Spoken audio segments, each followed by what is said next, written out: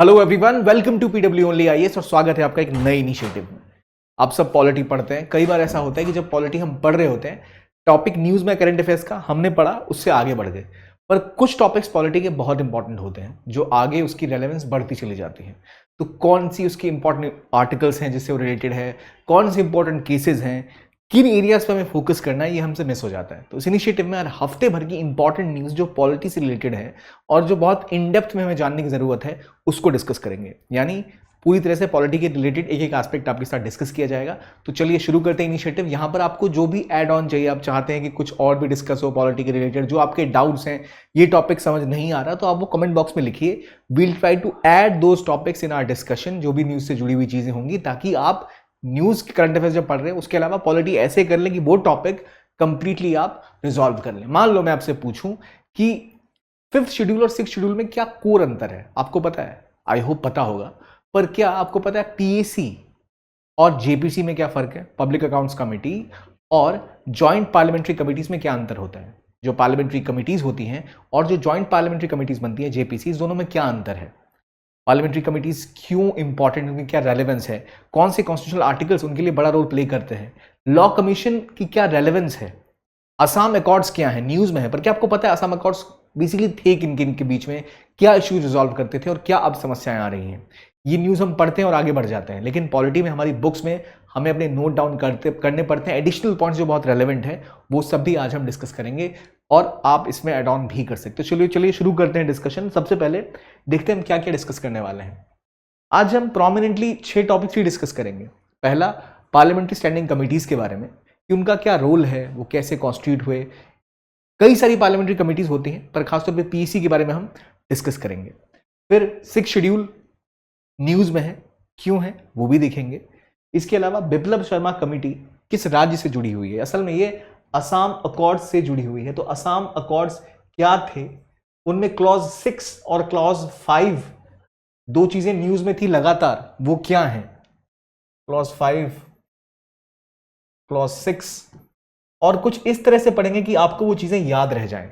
Then Tripura accord, ये क्या है? त्रिपुरा में एक पीस एग्रीमेंट हुआ है, इंडियन गवर्नमेंट ने किसके साथ किया है, उसके क्या मायने हैं, और एनिमी प्रॉपर्टी एक्ट क्या होता है, कौन से देश इसमें काउंट होते हैं, क्या चीजें होती हैं और किसकी नई प्रॉपर्टी है जिसको एनिमी प्रॉपर्टी एक्ट के तहत गवर्नमेंट ने सीज किया है, ये सब डिस्कस करते हैं इस टॉपिक में। तो चलिए शुरू करते हैं, क्रिस्प और एक शॉर्ट डिस्कशन। सबसे पहले आपके लिए मेरे पास एक क्वेश्चन है, जरा इसको देखिए। Which schedule of the constitution of India contains special provision for the administration and control of scheduled areas in several states? 3rd, 5th, 7th, 6th या 9th? तो क्या इसका सही आंसर होगा, मुझे कमेंट बॉक्स में बताइए।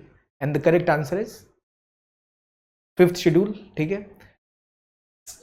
6th शेड्यूल जो है वो 4 स्टेट के बारे में बात करता है।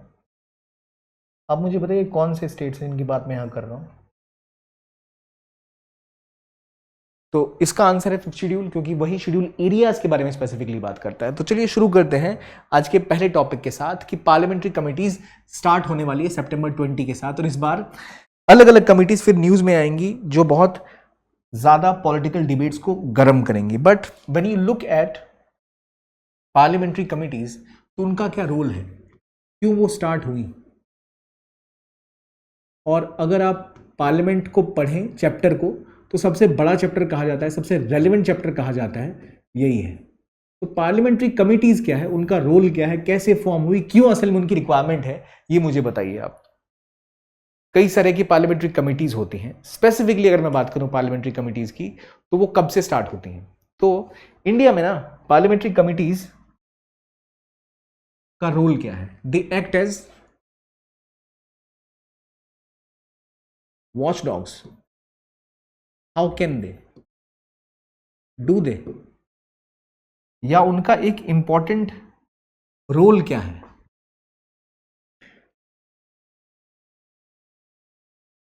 To make executive accountable. कैसे बनाएंगे भाई अकाउंटेबल, क्या कहानी है?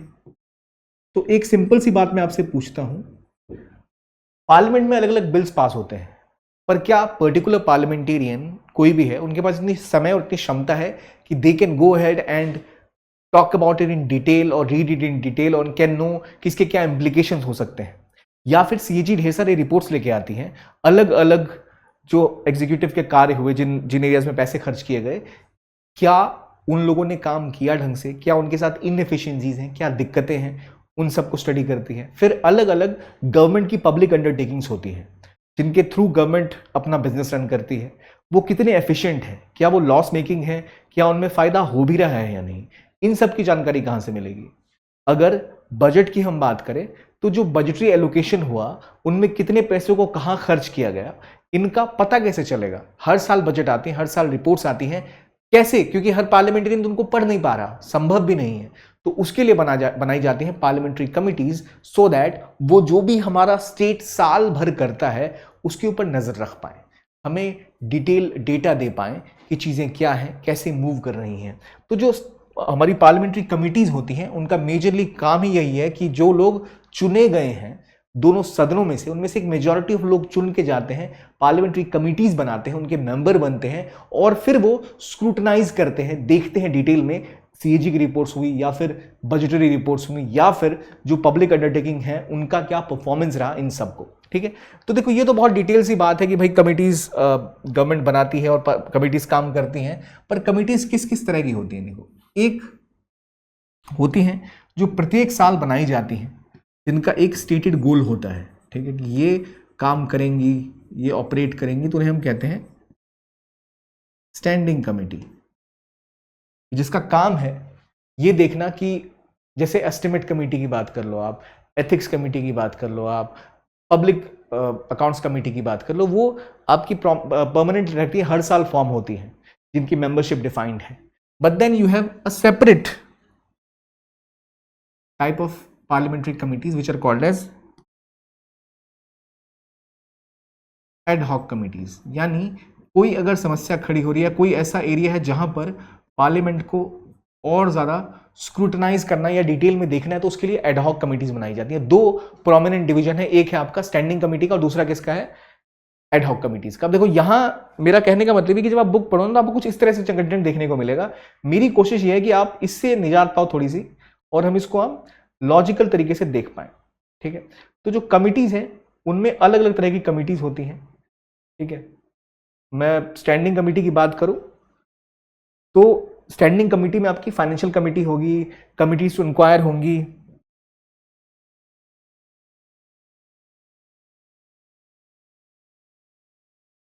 फाइनेंशियल कमिटीज जिनका काम क्या है, जो फाइनेंशियल लेन देन है उसका ध्यान रखना। इंक्वायरी से जुड़ी हुई कमिटीज होंगी। ठीक है, मैं इसी में अगर आ जाऊं तो मैं यहां बात कर सकता हूं एस्टिमेट कमेटी की,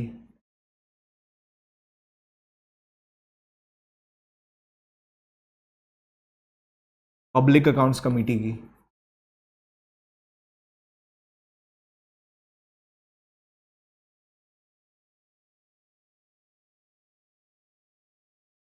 ठीक है, और जो पब्लिक सेक्टर अंडरटेकिंग है उनको लेकर जो कमिटीज बनती है उनकी बात करो। ये क्या करेगी मेजरली, ये जो एरियाज हैं ये फोकस करेंगे कि भाई क्या चीजें हो रही हैं और उन एस्पेक्ट के ऊपर फोकस करेंगे। Then there are department related to standing committees, फिर आपकी day to day house business वाली हो गई,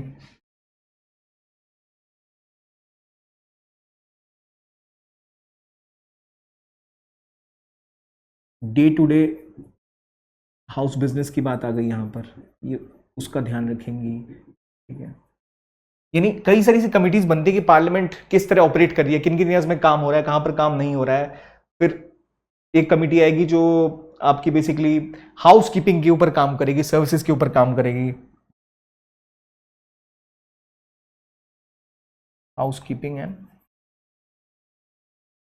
सर्विसेज, क्योंकि पार्लियामेंट में एक बहुत वृहद स्तर पे काम होता है, चाहे एथिक्स पैनल हो गया, कई चीजों पर ध्यान रखना होता है, जहां के लिए कई सारे आप देखो तो कमिटीज हम खड़ी करते हैं, पार्लियामेंट्री कमिटीज। ठीक है, ये चीज क्लियर है। ठीक, अब पार्लियामेंट्री कमिटीज को लेकर एक चीज जो पहले आपके दिमाग में आनी चाहिए कि from where they draw their powers, कहां से असल में इनकी शक्तियां आती हैं, किन कॉन्स्टिट्यूशनल आर्टिकल में इनका जिक्र है जिनके तहत इन्हें स्टैब्लिश किया जाता है। मैं आपसे क्वेश्चन पूछूं कि भाई आपने पॉलिटी पढ़ी जरूर होगी, तो क्या आपको मालूम है कि कौन सी ऐसी बॉडीज हैं, कौन सा ऐसा कॉन्स्टिट्यूशनल आर्टिकल है जिसके तहत इन्हें स्टैब्लिश किया जाता है, विच आर्टिकल्स? मैं आपसे तीन आर्टिकल का जिक्र करता हूं, 105 एंड 118, एंड लेट्स से एक और आर्टिकल लिख देता हूं 108। क्या आप मुझे बता सकते हो उनमें से कौन से कॉन्स्टिट्यूशनल आर्टिकल्स हैं जो प्राइमरीली डील करते हैं पार्लियामेंट्री कमिटीज से, जिनके तहत इनको स्टैब्लिश किया जाता है? कौन से आर्टिकल्स हैं जो जिनके तहत ये खड़े होते हैं, या जिनकी वजह से आप कह सकते हो ये स्टैब्लिश किए जाते हैं? क्योंकि आपको पता होना चाहिए कि कौन सा आर्टिकल है हमारी कॉन्स्टिट्यूशन का जो इनके बारे में बात करता है। तो असल में दो हैं, एक 105 और एक 118, ठीक है? दो ही आर्टिकल हैं जो प्राइमरी इनके बारे में बात करते हैं। 105 में बात हो रही है पावर्स की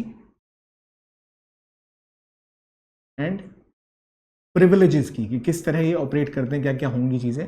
और 118, आपसे मेरा एक सवाल है जो कमेंट बॉक्स में लिखिए, 108 किस चीज से डील करता है? ठीक है, तो ये मेजर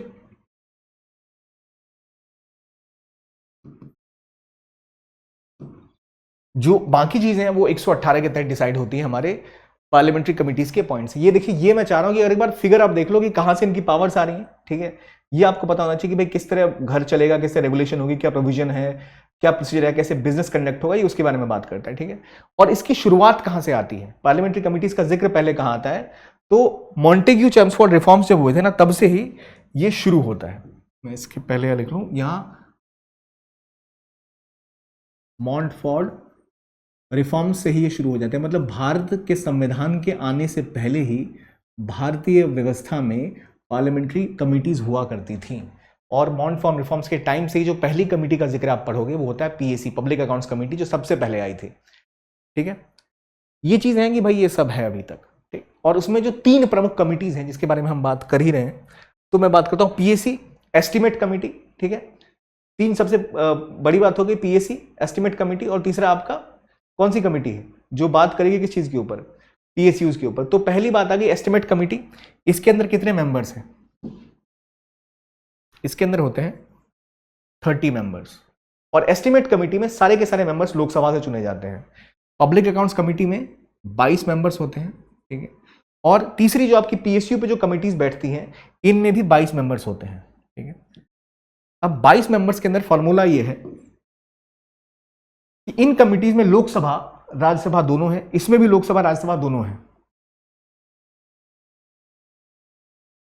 कमिटी ऑन पीएसयू, यहां पर जब लोकसभा राज्यसभा दोनों होती है तो फॉर्मूला ये होता है 15 मेंबर्स राज्यसभा से होते हैं प्लस 7 मेंबर, 15 मेंबर लोकसभा से, 7 मेंबर राज्यसभा से। यहां भी सेम यही फॉर्मूला है, 15 और 7 का। एस्टिमेट कमिटी में सारे के सारे मेंबर्स कहां से होते हैं? ये होते हैं केवल लोकसभा से। ठीक है, और प्रोपोर्शनली चुने जाते हैं। इनमें ना खास बात यह कि मिनिस्टर्स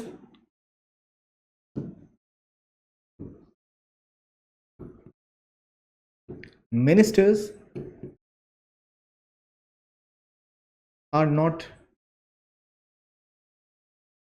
मेंबर्स इन जनरली। और पीएसी में पब्लिक अकाउंट्स कमिटी जो है 1967 के बाद से ये नियम चला आ रहा है, इसको जो लीड करते हैं ओपोजिशन लीडर इज चेयरमैन। ठीक है, और प्रत्येक साल ये कमिटीज बनती हैं। ठीक है, थोड़ा सा कॉम्प्लिकेशन ना, उसलिए मैंने लिख लिया, लोकसभा राज्यसभा दोनों की बातें हो गई। मेंबरशिप प्रोपोर्शनल होता है, जिस पार्टी जितना शेयर है उस हिसाब से। तो अब ये आप सोच लो, अगर बीजेपी की बहुत ज्यादा कंट्रोल है, बीजेपी का बहुत ज्यादा मेंबरशिप है पार्लियामेंट से, बहुत से लोग उनके चुन के आए हैं, तो इन सभी में उनकी मेंबरशिप पार्टी के मेंबर्स की ज्यादा होगी, लेकिन जो लीड करेंगे वो अपोजिशन से लीड करेंगे। तो ये हो गई पार्लियामेंट्री कमिटीज की बात, क्या करते हैं पार्लियामेंट्री कमिटीज में। ठीक है, अब ये तीन है, इसके अलावा बहुत सारी डिपार्टमेंट स्टैंडिंग कमिटीज होती है, अराउंड 100 आप कह लो, नहीं 24 शायद डिपार्टमेंट, हाँ 24 डिपार्टमेंट स्टैंडिंग कमिटीज हैं। इसको हम सेपरेटली यहां लिख सकते हैं, डिपार्टमेंट स्टैंडिंग कमिटीज, जो अलग अलग डिपार्टमेंट्स को लीड करती है। मैं इसको सेपरेटली लिख देता हूं, ये हमारे की हो गए। ठीक है,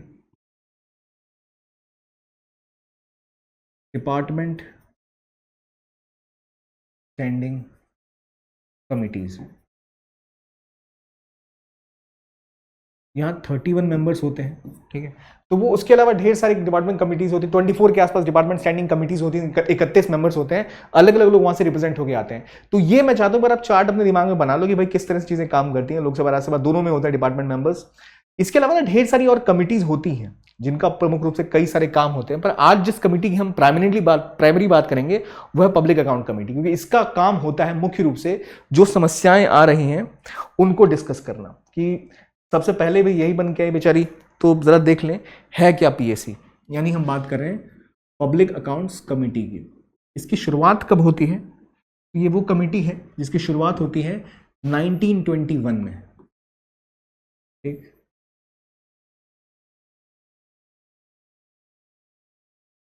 मॉन्टफोर्ट रिफॉर्म्स जब आते हैं तब शुरुआत होती है पब्लिक अकाउंट्स कमेटी की। और पब्लिक अकाउंट्स कमेटी करती क्या है? अगेन कौन से कॉन्स्टिट्यूशनल आर्टिकल इससे जीन करते हैं? 105 एंड 118, ठीक। अब पीएसी में खास बात ये मेंबरशिप की बात करते हैं, तो कितने मेंबर्स हैं? 22, 15 लोकसभा से, 7 राज्यसभा से, ठीक है। लीडर जो चुने जाते हैं वो अपोजिशन चुने जाते हैं 1967 के बाद से ही। पीएसी का काम क्या है? जो सीएजी की रिपोर्ट्स हैं उसको स्क्रूटनाइज करते हैं, ठीक है। सीएजी प्रमुख रूप से रिपोर्ट्स लेके आती है अलग अलग जगहों के ऊपर, तो एग्जीक्यूटिव किस तरह से परफॉर्म कर रहा है, क्या चीजें हो रही हैं, कितनी बेहतर तरीके से चीजें रन कर रही हैं, उनके ऊपर इनका काम होता है देखना। तो करते क्या है ये? It increases parliamentary oversight. इससे होगा क्या? पार्लियामेंट्री ओवरसाइट बढ़ेगी,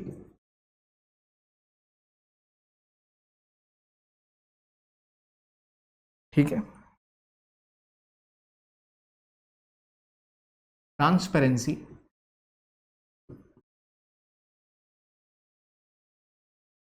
अलॉन्ग विद दैट एक महत्वपूर्ण चीज है कि करती क्या है? इट मेक्स आर जो बिल्स आते हैं उसका डिटेल में अध्ययन कर पाते हैं लोग, डिटेल में उसको स्क्रूटनाइज करते हैं, तो जो उसकी कमियां हैं वो मेन स्ट्रीम में लाते हैं। तो दे एक्ट एज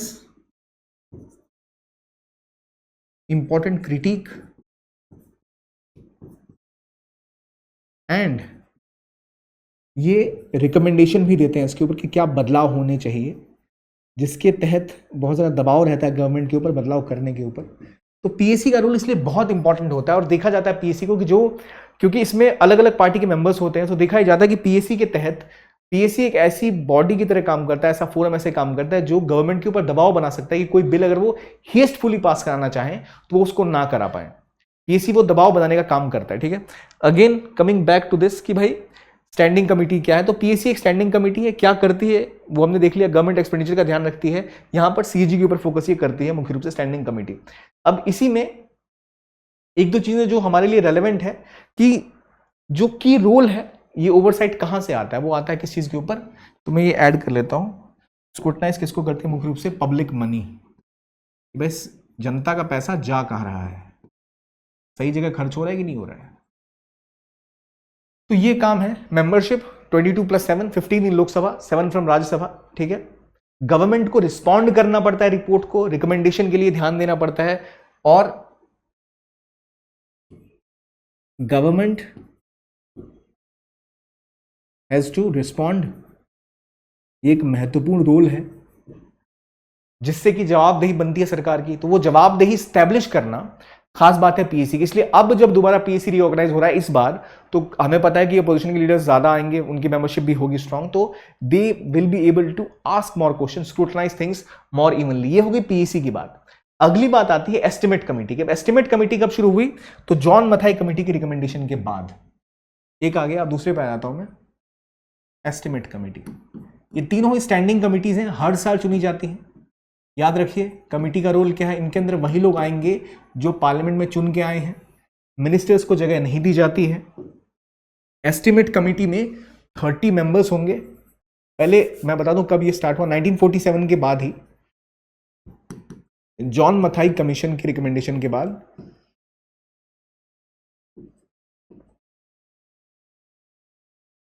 नाइनटीन 1947 से ये स्टार्ट हो जाता है, इसकी शुरुआत हो जाती है,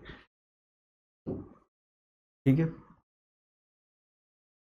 अब इंपॉर्टेंट चीज ये क्या देखेगी, 30 मेंबर्स इसके अंदर होंगे और ये लोग जो होंगे मुख्य रूप से क्या, केवल ये लोग लोकसभा से ही चुन के आएंगे। राज्यसभा की मेंबरशिप एस्टिमेट कमेटी में नहीं होती है।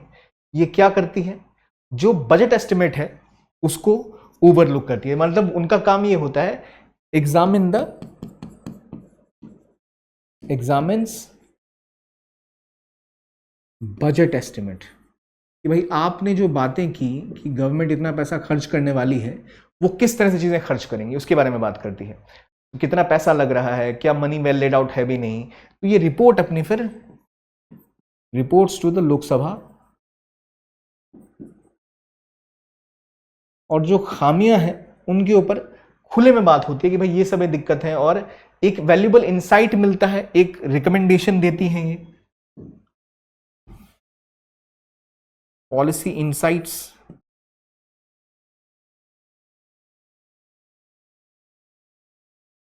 and recommendations are being provided by estimate committee। तो कमिटी का काम ये कि भाई पार्लियामेंट में मान लो बजट के ऊपर रिपोर्ट आई, हर पार्लियामेंटेरियन हर बिल को कैसे पढ़ेगा, साल तो लग जाएंगे पढ़ने में बजट के बारे में, या जो चीजें बोली गई वो किस हद तक एप्लीकेबल हो सकती है, कितनी सही है कितनी गलत है, how will be get to know that. It's very difficult for us to understand that and to analyze that and then make policy on that. अगर क्रिटिसिज्म किसी को करना भी है तो पॉलिसी डिसीजन जो आया, जो बिल पास हुए, जो गवर्नमेंट ने पैसे खर्च किए, जिन चीजों के ऊपर खर्च किए, वो कैसे बेहतर तरीके से खर्च कर सकते हैं, इसके लिए तो पहले आपके पास ये एक्सपर्टीज होनी चाहिए कि भाई आपको पता हो कि इससे अच्छा ऑप्शन क्या हो सकता है। प्लस आपके पास उतनी कैपेसिटी होनी चाहिए कि आप उतना पढ़ सकें, डिटेल में स्क्रूटनाइज कर सकें, उसको समझ सकें। इन्हीं चीजों के चक्कर में ना कहा यह जाता है कि जहां पर पार्लियामेंट्री कमिटीज होती हैं उन्हीं का रोल सबसे प्रमुख होता है। दे इंश्योर कि पब्लिक अकाउंटेबिलिटी बनी रहे। अगर वो कमिटीज होंगी ही नहीं तो गवर्नमेंट को कोई भी सही तरीके से क्रिटिसाइज नहीं कर पाएगा, सही तरीके से साथ उनको एक इवेल्युएट नहीं कर पाएगा, एग्जामिन नहीं कर पाएगा कि जो पैसे लग रहे हैं वो सही जगह जा भी रहे हैं या नहीं। So these things have to be seen in that context. इसीलिए एस्टिमेट कमिटी पीएसी का एक रोल बहुत ज्यादा होता है, बहुत इंपॉर्टेंटली। और तीसरी जो एक बड़ी कमिटी होती है वो होती है कमिटी ऑन पब्लिक अंडरटेकिंग। 1967 में कृष्णा कमिटी के समय में आई कमिटी ऑन पब्लिक अंडरटेकिंग, यानी जो भी committee on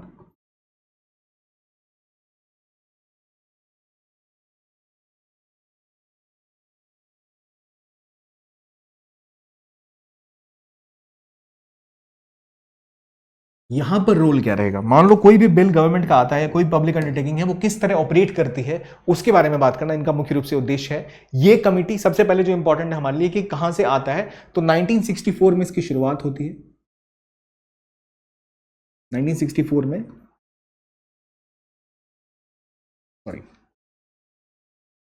Krishna Menon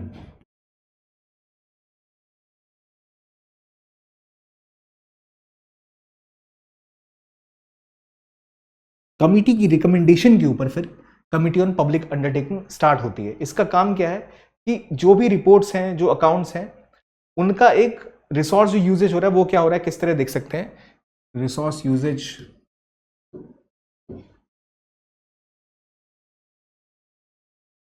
financial reports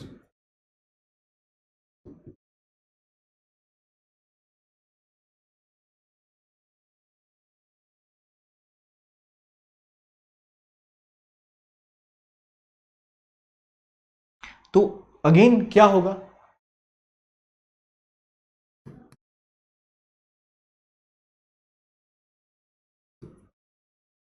इतना पैसा खर्च हो रहा है, it's under the oversight.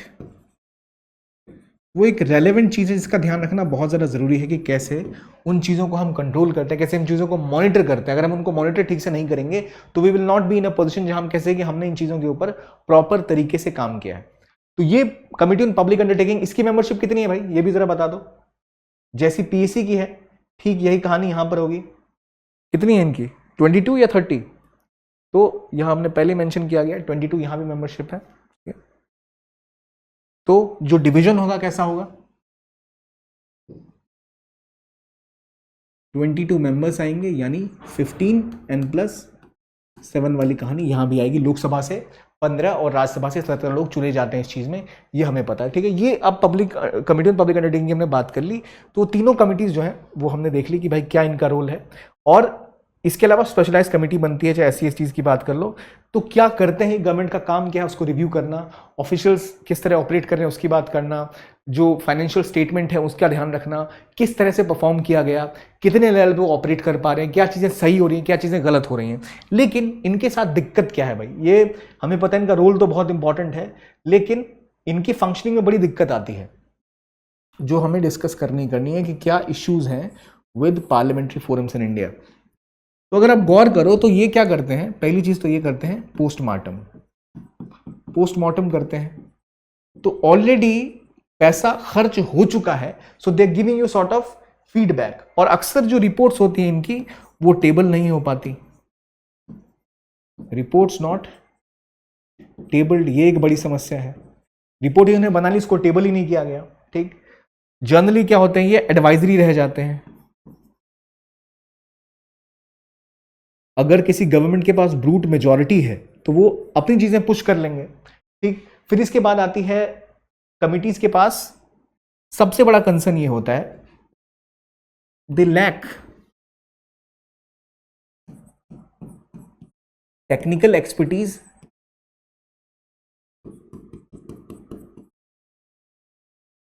And manpower. तो इस वजह से लगातार कमिटीज के साथ कंसर्न जो होते हैं वो लगातार रहते हैं। But what can be the usefulness of parliamentary committees, उनकी यूटिलिटी की अगर हम बात करें तो इनसे ना कई महत्वपूर्ण चीजें होती हैं, जैसे ट्रांसपेरेंसी,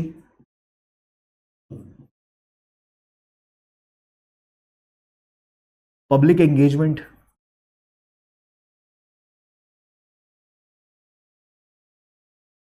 क्योंकि ये इंटरैक्ट करते हैं एक्सपर्ट के साथ भी, तो प्रॉपर एक तरह आप कह सकते हो इन्वेस्टिगेशन भी एक रन करते हैं, प्रॉपर एग्जामिनेशन,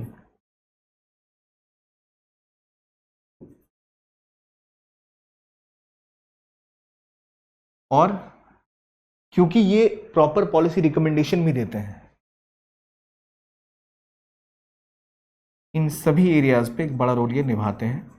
तो इन वजहों से जो इनका रोल है वो कंसिस्टेंटली बढ़ जाता है, वो इनके रोल को बहुत ज़्यादा बढ़ावा देता है। और यही वजह है कि हम देखें तो जो पब्लिक अकाउंट्स कमिटीज हैं they are seen as whole soul of any democratic setup, इनके बिना कहा जाता है चीज़ें अधूरी हैं। तो डे ऑफ, इसके अलावा देखिए बहुत सारी और कमिटीज होती हैं, जैसे थोड़ा सा मेंशन कर दूं वरना ये बहुत लेंदी हो जाएगा।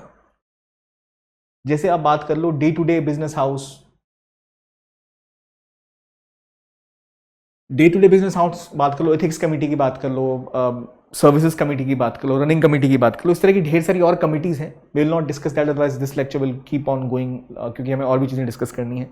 तो पर मैंने एक आपको ओवरव्यू दे दिया कि why parliamentary committees are important, 3 parliamentary committees किस तरह से डिफरेंट है, किन एरियाज के ऊपर वो काम कर रही हैं, क्या उनका रोल है, कैसे कैसे वो स्टैब्लिश की गई और क्या उनका महत्वपूर्ण रोल है। रिसेंटली जब इस बार गवर्नमेंट बदली है तो अपोजिशन पार्टीज के पास ज़्यादा नंबर्स आए हैं, so then they will have they will make it more push their agenda more aggressively, which is good for democracy as well। तो उससे गवर्नमेंट के ऊपर एक ओवरसाइट भी रहती है।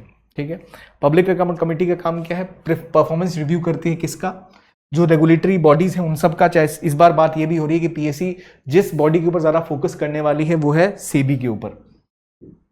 सेबी के ऊपर काफ़ी सारे आरोप भी रिसेंटली लगे हैं। हिंडलबर्ग की रिपोर्ट में जो इनकी चेयरमैन है उनके ऊपर काफ़ी सवाल खड़े किए गए, हालांकि कितने सही है कितने गलत है हमें अभी तक नहीं पता। पर सेबी जैसी बॉडी या आईआरडीए जैसी जो बॉडीज हैं, रेगुलेटरी बॉडीज हैं, वो किस तरह काम कर रही हैं, इनके काम में जो ऑफिशियल्स हैं कहीं वो गलती से कॉन्फ्लिक्ट ऑफ इंटरेस्ट में तो नहीं है। तो इस बार अराउंड 160 सब्जेक्ट को इन्होंने पिक किया है इसके तहत कि वो इसके ऊपर बात करेंगे। और याद रखिए 1 साल का टेन्योर होता है, तो ऑडिट लिया जाएगा, जो यूज़र चार्जेस लिए जाते हैं उसके लिए भी, एयरपोर्ट्स के ऊपर जो चार्जेस लिए जाते हैं उन सब के ऊपर इस बार काम होने वाला है।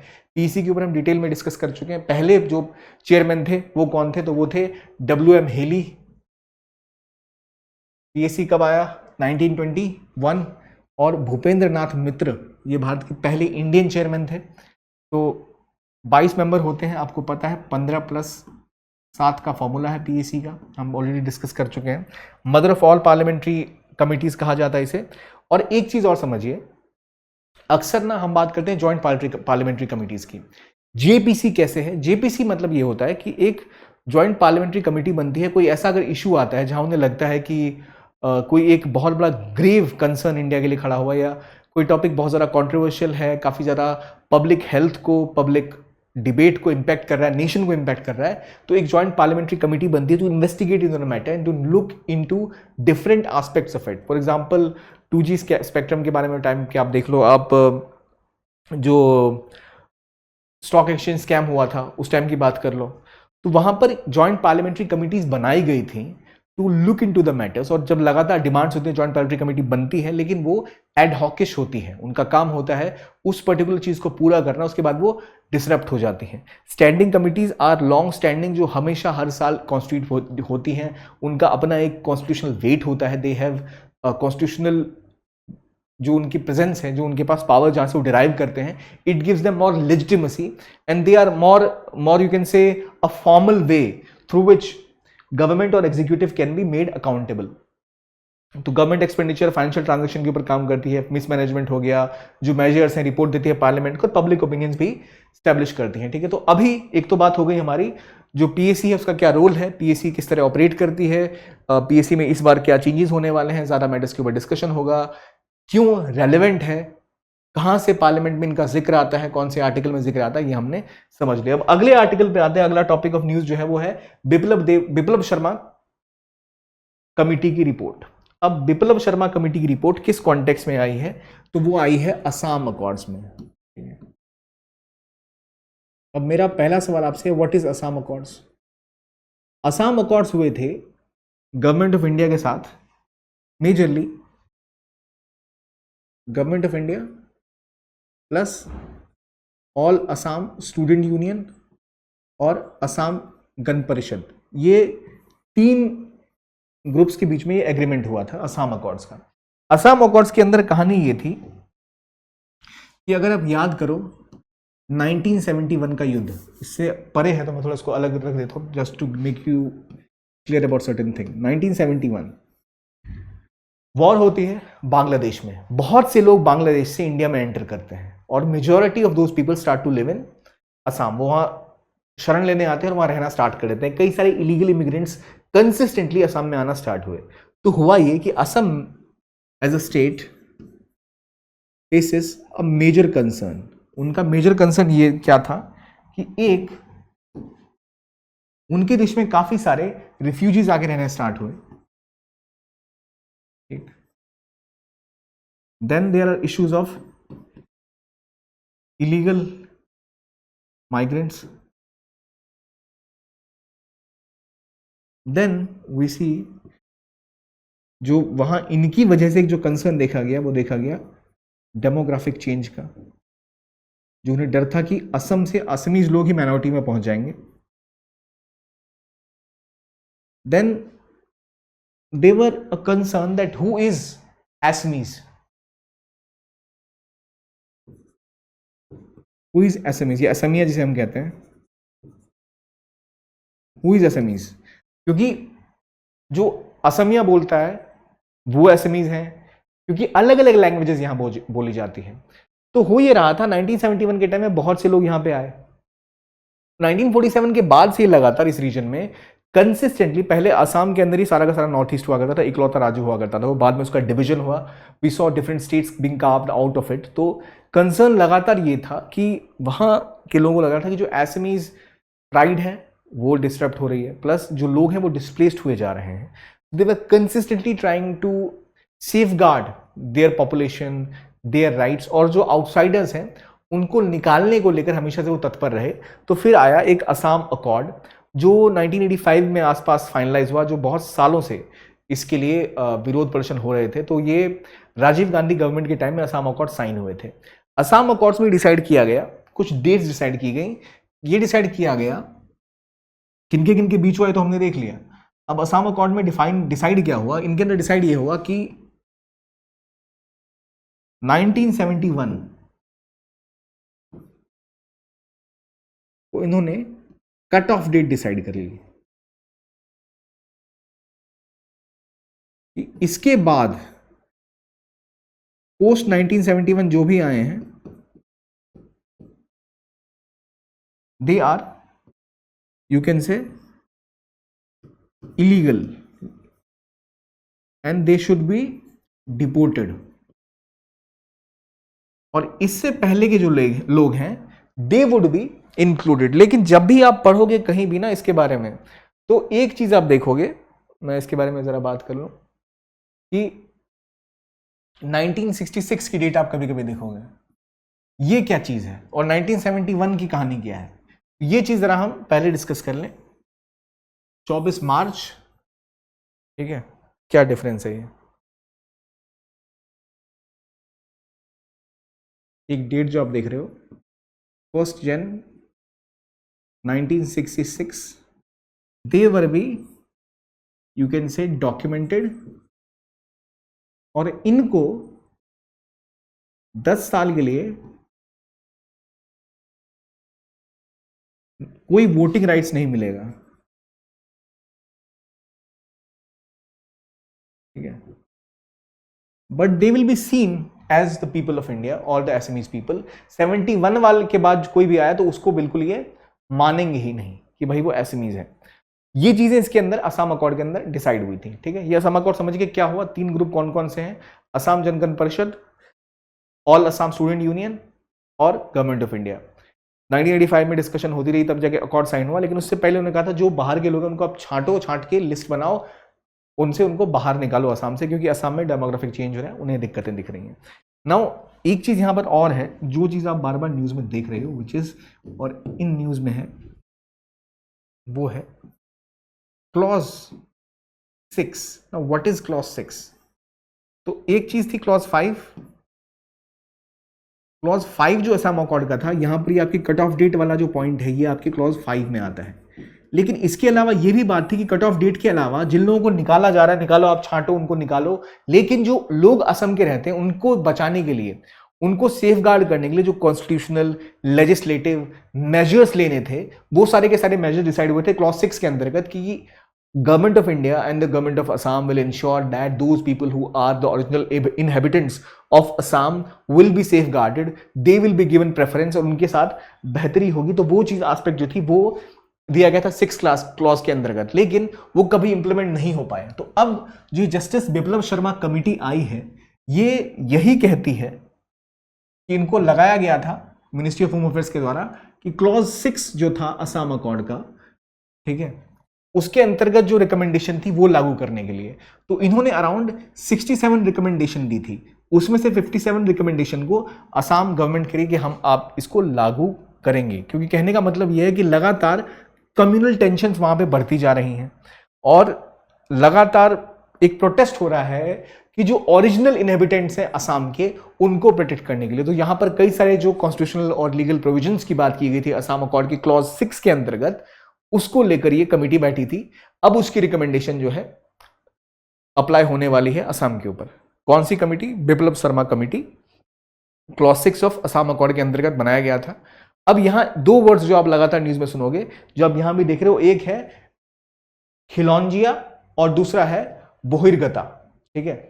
तो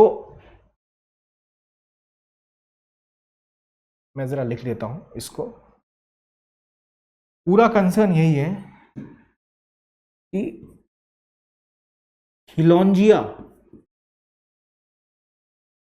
और बोहिरगता,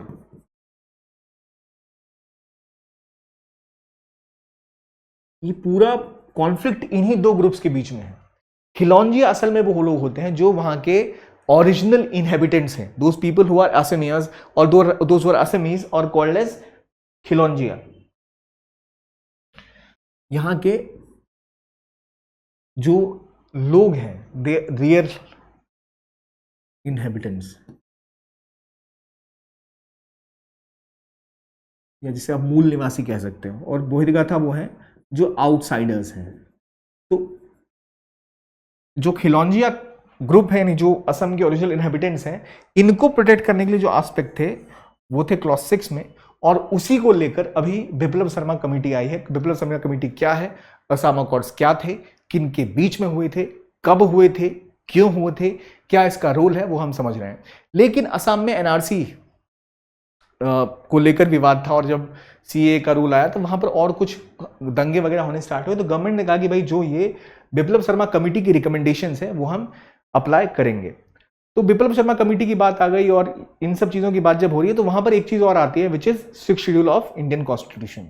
now what is the 6th schedule of Indian constitution? इसके तहत जो इंडिया के 4 राज्य हैं, मेघालय, असम, त्रिपुरा एंड मिजोरम, इनके लिए स्पेशल प्रोविजन दिए गए हैं for administration preservation of their rights of indigenous tribal people. ठीक है, तो we know that in 6th schedule,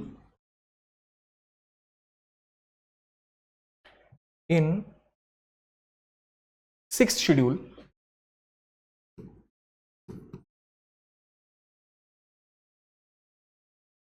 you have special provisions for tribal populations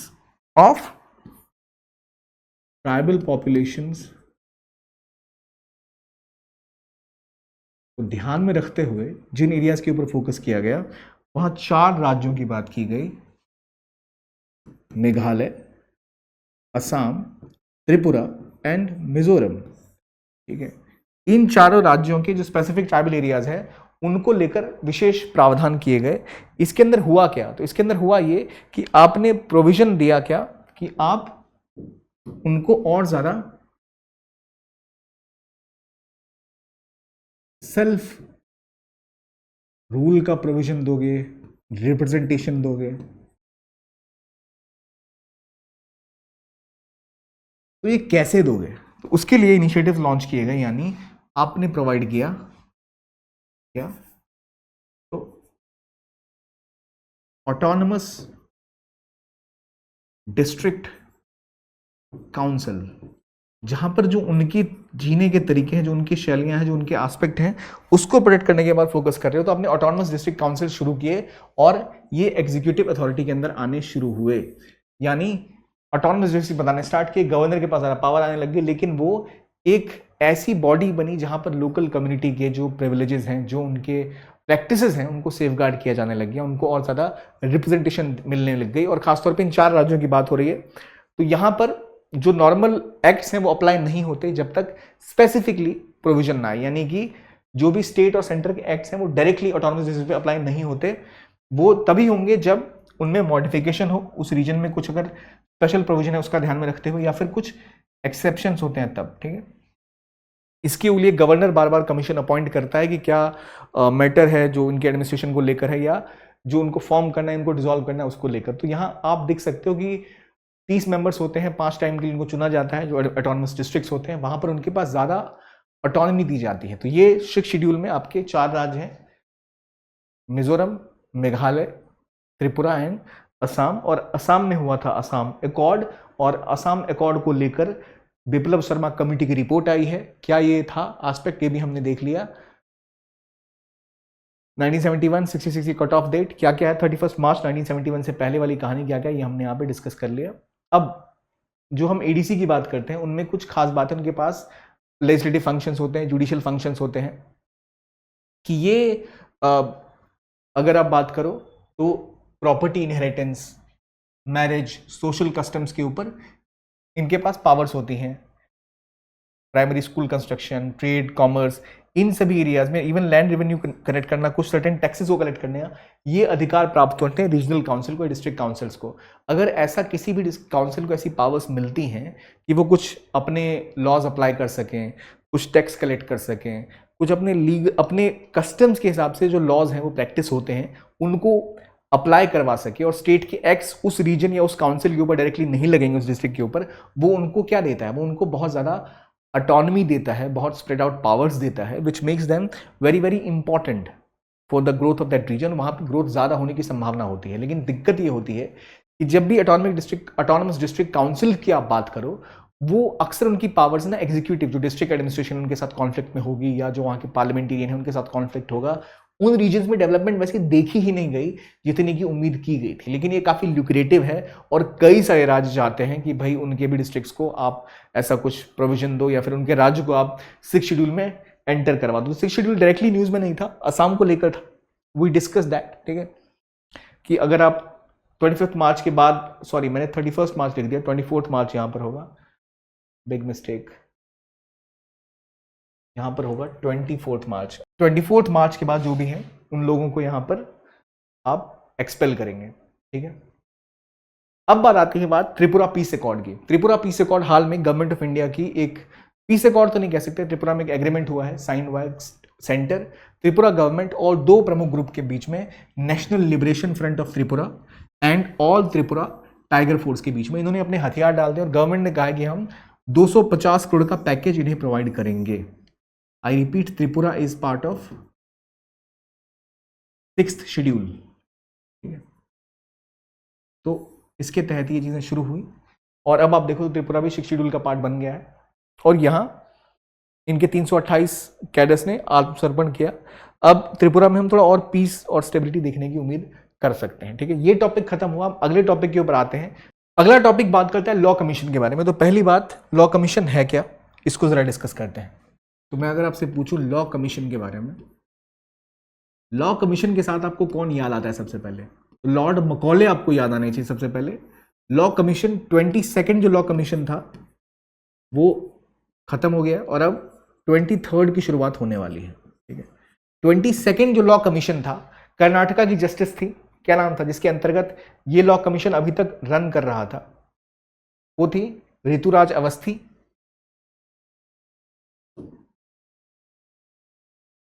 Rituraj Awasthi, इनकी अध्यक्षता में जो ये लॉ कमीशन था खत्म हुआ। इसके बाद अब जस्टिस ऋतुराज अवस्थी, इनके बाद अब ये 23rd लॉ कमीशन नोटिफाई हो चुका है। Law commission, is it a statutory body और is it a constitutional body? So no, it is non statutory, non statutory. इसकी जो चीजें होती हैं दे आर रिकमेंडेशंस, और इनकी रिकमेंडेशंस काफी ज्यादा कोट करते हैं हम अपने आंसर्स में, स्पेसिफिकली गवर्नेंस के सेक्टर में। तो बहुत एक रेलेवेंट रोल रहता है लॉ कमीशन का। लॉ कमीशन की अगर मैं कॉम्पोजिशन की बात करूं, एक फुल टाइम चेयरमैन रहते हैं, 4 फुल टाइम मेंबर्स रहते हैं, फिर लीगल अफेयर्स के सेक्रेटरी, लेजिस्लेटिव डिपार्टमेंट के सेक्रेटरी और 5 पार्ट टाइम मेंबर्स रहते हैं। किस मिनिस्ट्री के अंतर्गत काम करेंगे ये? तो लीगल लॉ और सोशल जस्टिस का जो मिनिस्ट्री है उसके अंतर्गत ये ऑपरेट करते हैं, फिक्स टेन्योर के अंतर्गत। इनका ऑब्जेक्टिव होता है कि कौन से ऐसे लॉज हैं जो ऑब्सोलीट हो गए जिनको रिमूव करना चाहिए, कौन से ऐसे लॉज हैं जो पुअर को इफेक्ट कर रहे हैं जहां पर बदलाव की जरूरत है, किन एरियाज में सुधार की जरूरत है। और कोई भी लॉ जो लॉ मिनिस्ट्री इनको सौंपती है कि भाई इसको जरा एक बार आप एग्जामिन करो, एसेस करो कि इसका क्या प्रोविजन हमें बदलने की जरूरत है, कहां पर हमें मॉडिफिकेशन की जरूरत है, क्या इसका रूल रह सकता है, कैसे ये और इवॉल्व हो सकती है, ये सब काम करना किसके जिम्मे है? तो ये लॉ कमीशन के जिम्मे होता है। और लॉ कमीशन का एक पुराना अपना इतिहास रहा है। अगर आप पीछे जाओ तो अभी 23rd लॉ कमीशन शुरू हुआ है, सॉरी, लॉ कमीशन के इतिहास की बात करो तो ये 1834 से आता है पहला लॉ कमीशन। कौन लेके आया इसको? तो जो चार्टर एक्ट था 1833 का, वहीं से लॉ कमीशन शुरू होता है। लॉ कमीशन को प्रेसाइड किया सबसे पहले किसने? तो लॉर्ड मकॉले ने। ये नाम हमेशा याद रखिए। और भारत में जो पहला, आप कह सकते हो इंडिपेंडेंट इंडिया में पहले लॉ कमिश्नर बने थे वो थे MC सेतलवाड, जो इसके चेयरमैन बने थे। और हर एक 3 साल पे असल में ये फॉर्म होता है। तो इसीलिए अगर आप देखो तो अभी कौन सा चल रहा है? 23rd, ठीक है।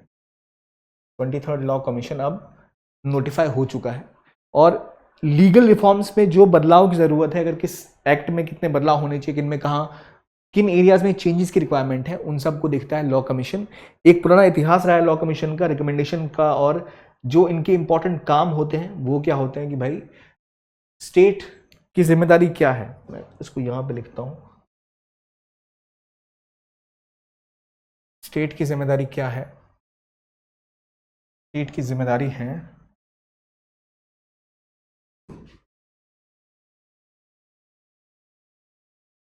जो लीगल एस्पेक्ट्स हैं उनके ऊपर काम करना, ये देखना कि ऑब्सोलीट लॉज जो हैं, यानी ऐसे लॉज जो लॉज अब बिल्कुल डिफंक्ट हो चुके हैं, जिनका कोई रोल नहीं रह गया, जिनको रिमूवल की जरूरत है, या जो state directive principle of state policy को लेकर स्टेट जो अग्रसर है, जिसकी पूर्ति वो करना चाहते हैं, वो किस तरह किए जा सकते हैं, इन सब के ऊपर काम करना ये जिम्मेदारी होती है किसकी? तो लॉ कमीशन की इनके ऊपर रिकमेंडेशन देना ये काम है लॉ कमीशन का। Again is an advisory in nature, लेकिन क्योंकि लॉ कमीशन बहुत ही बृहद स्तर पे अपनी रिकमेंडेशन देता है, तो इसलिए उनका ध्यान रखना ये गवर्नमेंट के ऊपर एक प्रेशर रहता है। प्रियम्बल जो है, वहां जो ऑब्जेक्टिव सेट किए गए हैं, इन सब का क्या काम है, जो डिलेज है, हाई कोर्ट के रूल्स के कैसे केस फ्लो मैनेजमेंट होगा, इन सब पे ध्यान रखना लॉ कमीशन की जिम्मेदारी होती है। तो अभी जब लॉ कमीशन फिर कॉन्स्टिट्यूट होगा, जो यहाँ पर बदलाव होंगे उसके बारे में हम डिटेल में डिस्कस करेंगे। लेकिन आज के लिए इतना ही। अगले टॉपिक पे आते हैं, which is about the enemy property act.